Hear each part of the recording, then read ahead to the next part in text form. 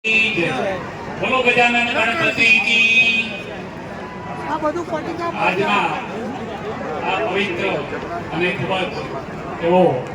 સુખ આપણા જીવનમાં લાવે એવો આનંદદાયક પ્રસંગ એ કદમ સેવા સમિતિ ના આયોજકો દ્વારા રાનેર ગામે જ્યારે ઉજવાઈ રહ્યો છે ત્યારે સૌ પહેલા હું કદમ સેવા સમિતિને રાનેર ગામ વતી અને મારા વતી ખૂબ હૃદયપૂર્વક ધન્યવાદ પાઠવું છું અને તેમને અભિનંદન આપું છું। જ્યારે આ સમૂહ લગ્ન સેવા સમિતિ એ સર્વ જ્ઞાતિના સમૂહ લગ્ન કરતું હોય ત્યારે કોઈના પણ કુટુંબમાં થોડું ઘણું અણબનાવ હોય તો પણ અહીંયા સરસ મજાના એક માહોલમાં સમૂહ લગ્ન નું આયોજન થઈ અને એ પરિવારને એ કુટુંબને એકલતા ક્યાંય લાગતી નથી અને એક આનંદપૂર્વક ખૂબ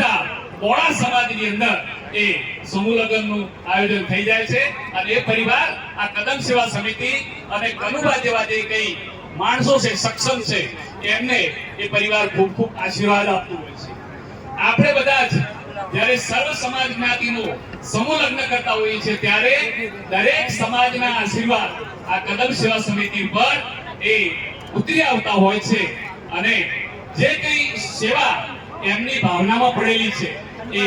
આપણે બધાએ બિરદાવી રહી આ રાનેર ગામની અંદર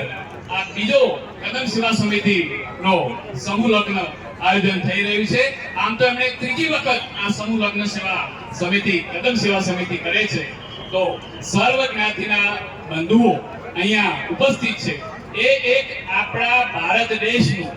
એક હિન્દુ ધર્મનું એક સરસ મજાનું ઉદાહરણ જો કોઈ પૂરું પાડતું હોય તો આ કદમ સેવા સમિતિ છે। તેમાં સર્વ જ્ઞાતિઓ અહીંયા સાથે મળે અને લગ્ન કરે છે ત્યારે સમરસતાનો ભાવ સમગ્ર આ પંથકમાં તો જાય છે અને બધા જ વિશ્વમાં પણ સમગ્ર ભારતમાં પણ આ સમરસતાનો ભાવ ફેલાય છે। અહીંયા જે 63 નવ દંપતીએ અહીંયા પ્રભુતામાં પગલા મળ્યા છે એમનું લગ્ન જીવન પ્રભુ ખૂબ સુખમય આનંદમય અને ઉલ્લાસમય રાખે એવી ભગવાન શિવને પ્રાર્થના કરી મારી વાણીને વિરામ આપું છું। અસ્તુ, જય હિન્દ, જય ભારત।